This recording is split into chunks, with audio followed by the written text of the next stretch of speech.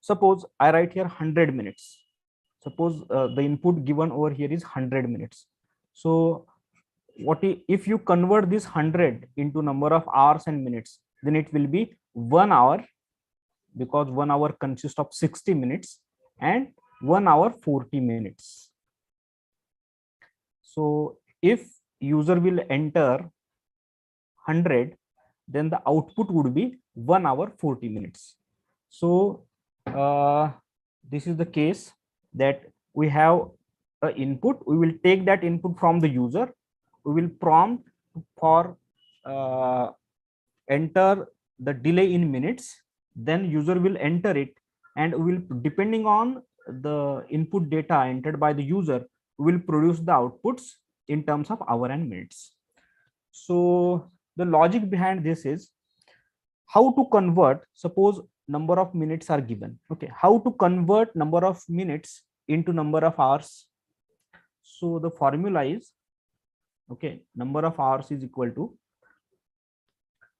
whatever minutes, total minutes user will enter, we need to divide it by 60. Then we will get number of hours. And how to find number of minutes, remaining minutes? So whatever I will write here, t minutes, that is total minutes. So whatever minutes user will enter, we need to take its remainder. How to find out the remainder? So we need to use modulo operator. So if I write t minutes mod 60, this will give you the minute over here. Okay, and hours is total minutes divided by 60, and minutes is total minutes modulo 60. In this example, if user will enter 100, so when you divide this 100 by 60, the result of this division is 1, and if you find the modulo, it will be 40. Okay, so this division, the result of division will represent number of hours, and the remainder of this operation will represent number of minutes. So we have got the trick how to solve this. Now we will go to the compiler and directly write a program for this. So now here we are on the compiler. Already there is one header file, hash include stdio.h, and in the main function, so this is, we are going to write a program in C language today. So in a main function, we need total 3 variables. One variable for total minutes, that will be given by the user. The second variable will represent number of hours. The third variable will represent number of minutes. So total variables required are 3, and their data type will be int, because minutes, hours, and total minutes, hours, and minutes are in terms of integer. So I write here the first, I will declare the first variable as total minutes, or I will write total minutes. Then the next is number of hours.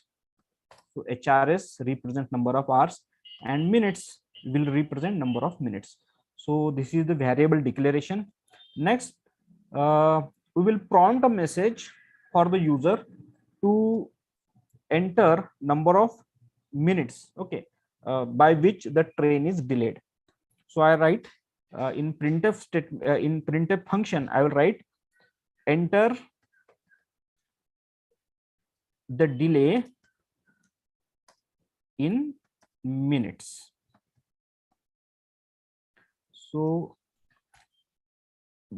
this line will prompt the message enter the delay in minutes. So user will enter it. We need to take it and store it somewhere. So we will use a scanf function, and in scanf function here we need to write %d. It is a format specifier. Okay, as the input entered by the user is integer, therefore we are using %d, and whatever user will enter, we will store it into a variable total minutes. So for total minutes, the variable name is total mins. I terminate this. Then we need to calculate the whatever user has entered. We need to convert it into number of hours and number of minutes. So for hours, we have a variable HRS, and the total minutes which are entered by the user, these minutes, when we divide this by 60, we get number of hours. Similarly, we need to find out the total number of minutes remaining. So for minutes, we will do the same, but here we will take the remainder of this operation. So I write a modulo operator to get the remainder. So now we have hours in HRS variable and remaining minutes in mins variable.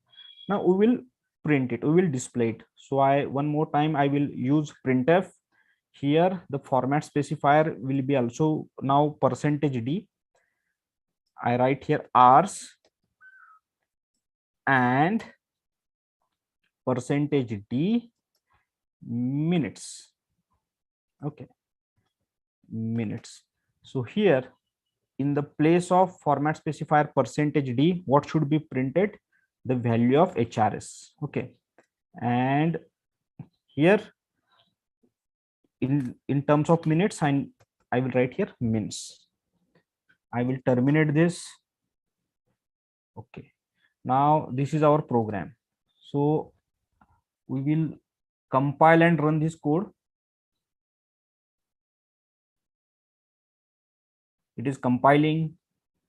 Yes, here this is the console output window. It is asking enter the delay in terms of minutes.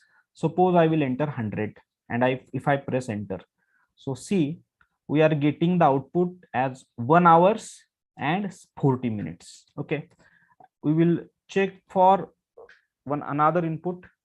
Suppose it is prompting enter the delay in terms of minutes. Suppose I write here say 50. So it is saying 50 hours 50 minutes. Yes, we are getting it. So this is the program for the statement which you have seen. You can implement the same logic in CPP. In C++, instead of writing printf and scanf, we will write the code by using cout and cin. Remaining logic will be the same. So once you get the logic, and when you know the syntax, how to display or how to take the input from the user, then you can write the code in any language like C++ or Java or Python. In Java, to display a message, you need to write system.out.print. Okay, once you get the logic, then for printing you need to apply the particular functions of that particular language. So this was the solution or the respective code for this statement. Now we will discuss the next code. The next statement is Devendra is looking at the friend's birthday list on a social media site, and he likes to find if the particular person's birthday year is a leap year or not. Since many will have the same doubt, he decides to automate the task by writing the code snippet for finding the same. But he does not know the logic to write it. Can you help Devendra to accomplish his task? So after reading this statement, what we understand that we need to check whether a particular year is a leap year or not. What do you mean by leap year? Leap year means generally a year consists of total 365 days, but in a leap year there will be 366 days. There is 29 February is in the leap year. So after every 4 years, there is a leap year. So the main task is we need to check whether the entered year is a leap year or not. So what is the output for this program? So the output for this will be a single line containing an integer value representing a year. Okay, so user will enter, suppose 1900. So this 1900, this number will represent a year. And what output do we expect? The output should be a message should be displayed. It will either say that whatever this number entered, which is representing as a year, is a leap year, okay, or not a leap year. So we will check whether the entered year is a leap year or not a leap year, and this will be the output. So we will write a code for this, but before writing a code, we need to know the logic behind this, how to find whether a particular year is a leap year or not. First, the basic thing that we know is the first condition: if any year is evenly divisible by 4, then it is a leap year. That means this year we need to find its remainder. So when we divide this year by 4, and if this remainder is 0, we will call it as a leap year. But there is one more condition. The condition is if that year is evenly divisible by 100 is a leap year only if it is also divisible by 400. For example, if we consider a year 100, okay, so if we check this 100, is it leap year or not, then if you divide this 100 by 4, then the remainder is 0. So we may call it as a leap year, but this is not true, because 100, remember 100 is not a leap year. It was not, year 100 was not a leap year. So what is the condition? So if whatever year is there, if it is divisible by 4, evenly divisible by 4, and you need to check two conditions. If this condition is true, and if the same year, which is 100, you need to divide this by 100 only. So if it is divisible by 100, if this year is also divisible by 100, then it is, if this condition is also true, okay, then that is not leap year. That means when you enter a year as 100, first you check whether it is divisible by 4. Yes, it is true. Then you need to check simultaneously if this condition is true, and we will again check whether that 100 is divisible by 100. If it is divisible by 100, if this condition is true, then that year will not be a leap year. Remember this. So this is the condition. So, or any year, suppose we will consider a year as 400. Now whether this is a leap year, so if it is divisible by 4 and it is divisible by 100 both, then it is not a leap year. We have just seen it. But third condition is there. Now take the previous example. If you consider the same year 100, is it divisible by 4? Yes. Okay, so it is true. Then we will check whether this 100 is divisible by 100. Yes, it is true. If these two conditions are true, we should go for the third condition. That means if this number 100 is divisible by 400, if this condition is also true, then and then only that year is a leap year. Now here 100 is divisible by 4, true. 100 is divisible by 2, true. So we will go for the third condition, whether this 100 is divisible by 400. So this is false. Therefore, 100 is not a leap year. But if you consider now this year, the year is 400. You check whether it is divisible by 4. Yes, it is true. Whether it is divisible by 100. Yes, it is true. Whether it is divisible by 400, this 400 is divisible by 400. Yes, it is true. All these conditions are true. Therefore, year 400 was a leap year. So this is the condition. So now we know the logic behind how to find the leap year. Now we will write a code for this. So directly we will go to the compiler. Whatever we have written before, I will delete it, and then we will write a code for finding a leap year. So for this, we need only a single variable, and the variable name will be year.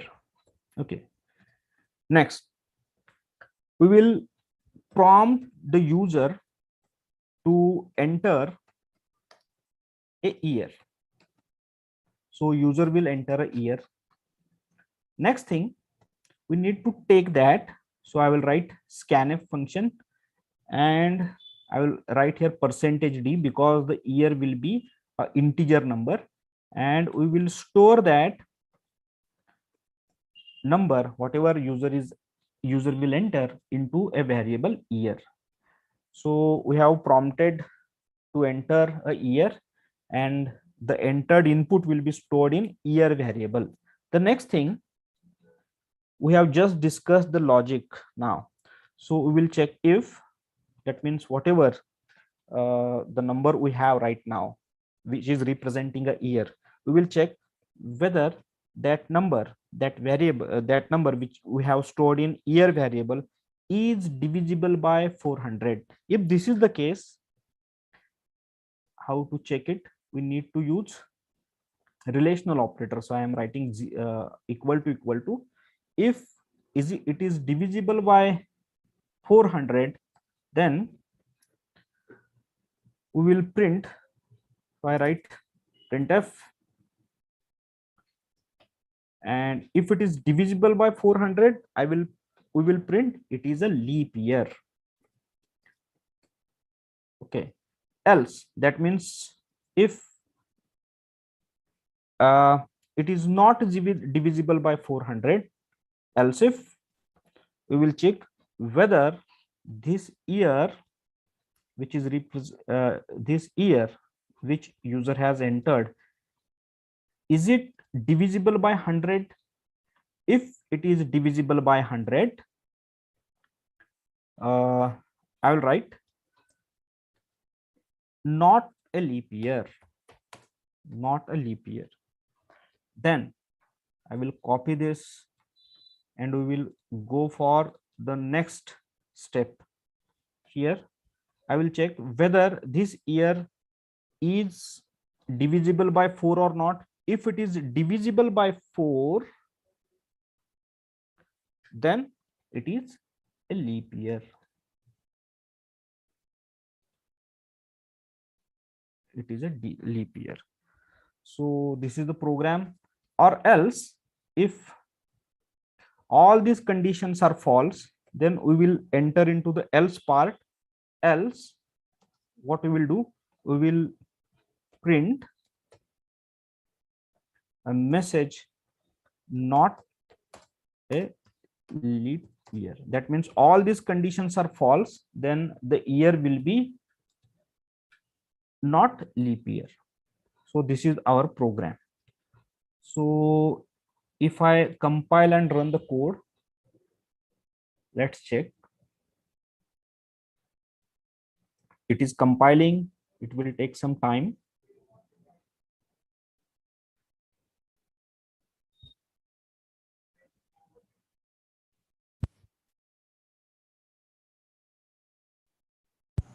I will compile it one more time. Let's check what has happened. Oh, there is one input. There is one error. The error is printf. Somewhere printf. Oh yes, here it is mistaken. It should be small f.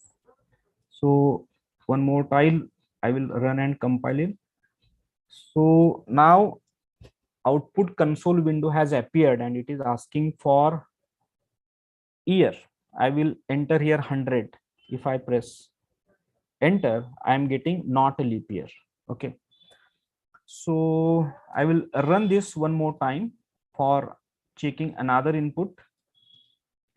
So enter a year. This time I will enter year 2000 and it is saying it is a leap year. So this is how this program is showing us whether the entered year is a leap year or not. There is one more logic. That means instead of writing else, if else ladder, we can directly combine all these lines, all these conditions in a single line. For example, first I will check whether this year, I will copy this year is divisible by 4 or not. If this condition is true, and I will write, and the second, we will check the second condition. That means if the year is divisible by 100, if these two conditions are there, or